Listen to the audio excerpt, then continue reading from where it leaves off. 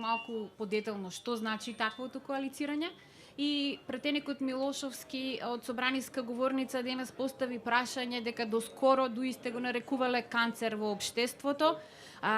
Зошто коалицирате со оваа политичка партија и стоите ли уште на тој став? Значи, не го коментирам Антонио Милошевски. Дозволете ми да не го коментирам едноставно, ти не вреди да го коментирам. Вториот дел на прашањето е многу логично и прашањето и секако и одговорот. Ние сме владина коалиција со повеќе политички партии. Најголем коалиционен партнер на Социјалдемократскиот сојуз е Демократската унија за интеграција, но тука се и партнерите БЕСА, ДП од албанскиот блок и 24 плюс партии имаме од коалицијата Можеме. Многу ни е важно целата коалиција да обстојува, иако ги има сите права да биде и поразлична, заради тоа што тоа се локални избори на личности, каде што граѓаните, да, важни им се партиите, коалициите, но важни им се кандидатките и кандидатите за советнички и за градоначалници. Коалицијата со ДУИ значи заеднички настап на локалните избори, која што до крај ќе биде утврдена во зависност од самите кандидати. Може да се случи некаде ние да одлучиме уште во прв круг да подржиме кандидати на ДУИ. Или ДУИ да одлучи уште во прв круг да подржи кандидати на СДСМ или коалицијата Можеме. Некаде ќе одиме со подршка во вториот круг, заради тоа што ќе имаме и наши и нивни кандидати. Некаде ќе дадеме шанса да одат кандидатите и на помалите партии и не би било својствено уште во првиот круг ДУИ да ни даде подршка на нас или ние да дадеме на ДУИ, кога имаме, например, од БЕСА, имаме од српските партии, турските партии или слично, се со цел да дадеме шанса низ демократски процедури, граѓаните да бидат тие кои што ќе ги водат и конечните коалиции. Токму затоа, заради изградената голема доверба која што имаме помеѓу нас, и навистина имаме одлична соработка и во парламентот и во владата, можеме да дадеме предимство на правците на кои што не опетуваат граѓаните во мултиетничките општини или мултипартиските застапености на политичките партии во самите тие општини. Така да коалицијата со ДУИ е многу флексибилна, таа е 100% заокружена за цела наша земја, со цел да води грижа и внимание и на помалку бројните политички партии, помалку бројни сопратеници или со гласови од претходните избори. Телевизија Стар Дејан, повелете со вашето прашање. Благодарам. Ако изборите се утре, каков резултат очекувате од општините од источниот регион? Тука има и две кратки подпрашања, ама да го слушнеме прашањето. Одговорот. Знаете како, наше до моментот на селекција на кандидатите, внимателноста во слушањето на предлозите на граѓаните, доминантно преку истражување и анкети, но и во нашето секојдневие. Јас сум задоволен за се што е досега сработено. Само денес, кога одговорите на сите нас, представниците на локалната и на централната власт, ќе видите колку голем фокус имат и општините и државата преку извршната власт во истокот на нашата земја. И тука е нашата надеж дека ќе добиеме подршка. Но тоа не е доволно. Важни се кандидатите. Кои се, што имат позадина, какви се, што покажале досега во својот професионален живот и така натаму и така натаму, затоа што тоа е многу важно за демократијата. Јас очекувам голема победа, но тоа е работа на граѓаните. Граѓаните ќе одлучат, а јас верувам дека сме заслужиле поддршката и верувам дека навистина кандидатите и кандидатките предложени од коалицијата, предводена од Социјалдемократскиот сојуз, ќе ја понесе победата скоро во сите општини во истокот, југоистокот и североистокот на државата. Две кратки подпрашања на ова прво. На што го темелите овој оптимизам и каде очекувате борбата да биде најтесна, најтешка? Каде? Борбата треба да се почитува на секаде. Ние сме фаворити по истражувањата и не се либиме тоа да го споделиме со јавноста. Го споделуваме затоа што за нас е сатисфакција дека граѓаните преку прашањата и нивните одговори потврдуваат дека се задоволни. Но не треба никаде да потцениме она што значи политичка битка со нашите опоненти. Затоа мора да направиме максимално добри програми, реални понуди, да си го дадеме зборот пред граѓаните, за да може тој збор да не биде обврска, да работиме уште повеќе. Тоа е суштината. На основа на тоа, на крајот граѓаните одлучуваат. Те имат сноп на информација, од секаков карактер. Зад параванот таму се сами и тука ја носат одлуката. Кој е да одлуката секако не ја почитуваме, но уште еднаш потенцирам, срекни сме и радосни поради овие грандиозни, огромни проекти на секаде. Дојдов од Пробиштив и пуштивме исклучително тешка делница за изведба, но се радувам на Крупиште, Кочани и на првата и на втората фаза. Се радувам заради тоа што и јас, моите сограѓани и од Штип, и од Струмица, и од Радовиш, сега по експресниот пат, навистина, многу брзо стигнуваат.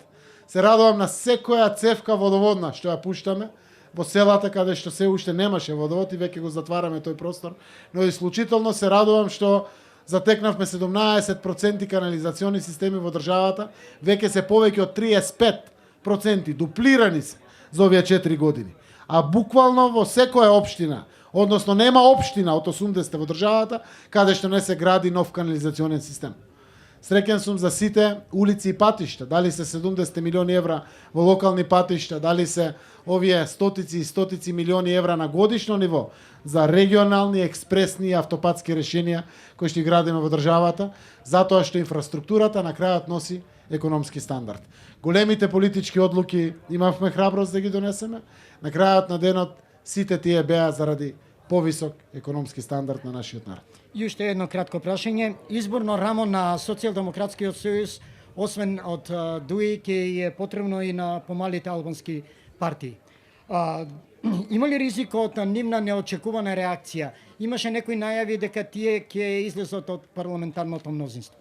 Парламентарното мнозинство е стабилно, разбирачката помеѓу нас е огромна, шанса ќе добие секој, нема да дозволиме било какво договарање билатерално во ова голема коалиција да наштети на трета партија од коалицијата.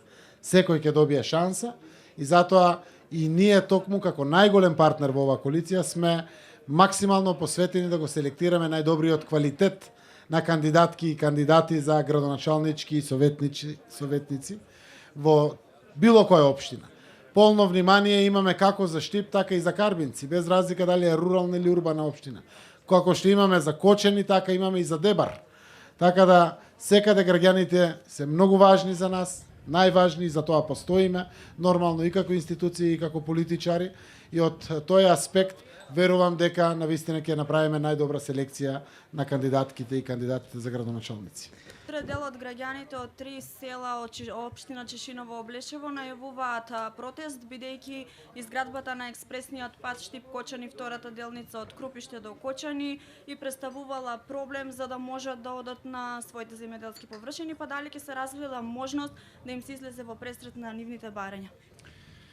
Најпрвин, експресниот пат Штип-Кочани или Крупиште-Кочани е пат за да даде економски бенефит и развој на целиот источен регион и на граѓаните кои што живеат во Чешиново Облешево и во Кочани и во целиот регион за поголема безбедност, за да спасиме човечки животи заради тоа што по претходната делница имавме доста сообраќајни незгоди, механизација и така натаму.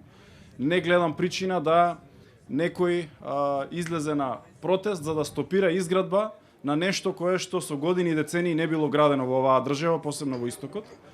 Заради тоа не ги сваќам барањата на тие граѓани, но и доколку имаат одредено конкретно барање, слободно да го достават до јавното претпријатие за државни патишта, да се разгледаат можностите и доколку има техничка изводливост на тоа што го бараат, и финансиска секако ќе се излезе во пресрет, но прво да ги видиме конкретните барања, а тоа се прави преку конкретен допис преку општината или преку заинтересираните страни до институциите, не преку протест.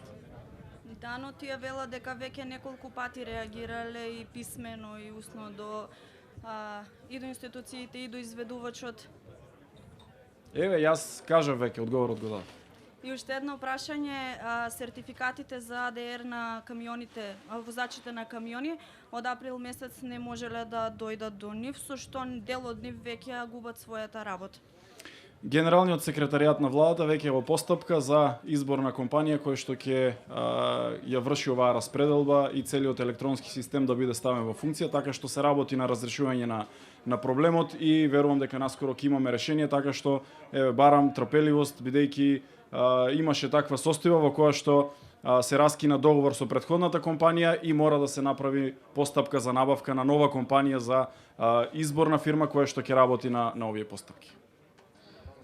Дејан, повелете уште едно прашање има за министрот. Сосема кратко, министре, денеска Штипскиот огранок на ВМРО ДПМН одржа пресконференција на која што изнесе забелешка дека експроприацијата не била комплетирана за изградба на браната на река Отиња.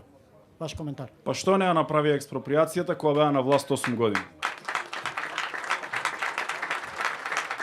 Инаку, експроприацијата на трупот на браната е направена и завршена на местото каде што се гради браната. Ние во постапка веќе со градоначалникот започнуваме елаборат за изготвување на целата постапка за експроприација на остатокот на местото каде што ќе биде езерото, така што во наредните 2-2,5 години ќе се гради браната, ќе се врши експроприација, така што ВМРО ДПМН да нема мислат, требаше бидат овде да честитаат и да се заблагодарат на оваа политичка гарнитура која што после 60 години реши и го гради овој објект, а не да критикуваат и да сеаат лажни вести низ јавноста. Благодарам.